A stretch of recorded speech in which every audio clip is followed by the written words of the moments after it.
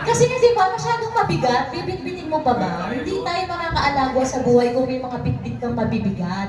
And ang dami kong iniwang tao, ang dami kong kinalimutan ng mga toxic na mga tao, toxic na mga issues. Kaya siguro okay ako ngayon.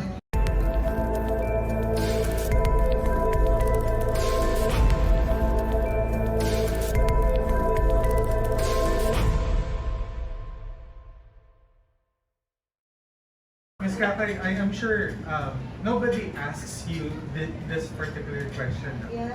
Kinakabahan ako. Pero, of course, mahal ng mga tao din yung person na who was kinda getting involved with you on social media. And Yeah. of course, all the bashing that you received in the past. Yes. Now, well, how are you now with Mario? Grabe. Sorry guys, how are you now with my life? Yun na lang nasagutin ko. So, siguro yung mga nangyari sa past, iniwan ko na yun doon kasi, di ba, sabi ko nga, manahimik. Kasi ba, masyadong mabigat, bibit-bitin mo pa ba? Hindi tayo makakaalaga sa buhay kung may mga bit-bit kang mabibigat.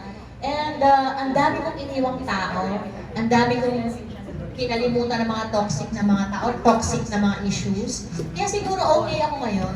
Kasi kung andun pa din ako, minsan iisip ko na lang yung mga tao hindi makakabukod. Bala kayo dyan. Okay na ako. It's not my problem anymore na ganyan pa rin kayo hanggang ngayon sa mga issue na yan. Ganyan pa rin ang tingin nyo sa akin. But for me, I'm really okay now. Sobrang steady ng mental health ko and thriving to be more stable. Kasi nga, syempre, i-priority na natin yung mga utak natin ngayon, guys. Kasi maiksi na lang ang buhay ng mundo. Huwag na natin bigyan ng oras yung mga pangit na nangyari sa mga buhay natin. Doon tayo mag-focus sa masasaya. And hindi ko siya kinalimutan as kinalimutan. Yung magandang memories na nakuha ko doon sa mga bad moments sa buhay ko, dinala ko yung mga buwisit lang ang iniwan ko. So, May sinasabi si Ate. ano yun? Sayang din. Ako, Kuya Alex. Para ikaw may gusto kumalo dun eh. Pero yun, so, di ba, mga sulsol. Pero Ano ako, mo pa siya sa social media?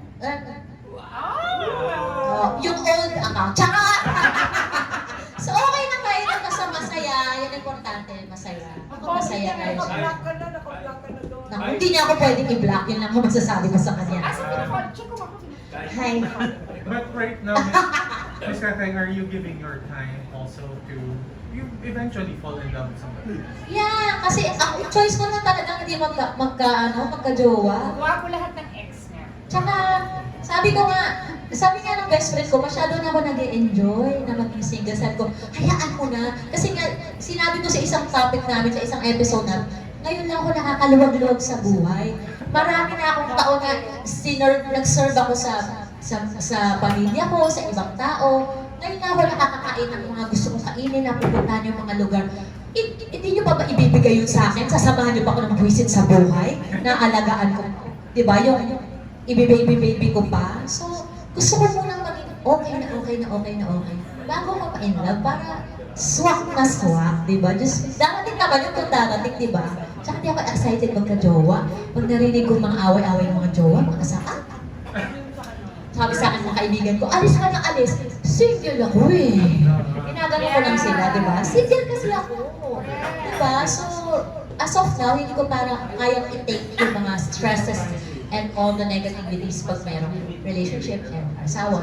So, ibibigay ko muna yan sa sarili. May sinasabi ulit siya. Oo. Ano, titirahin mo ba ako sa next episode?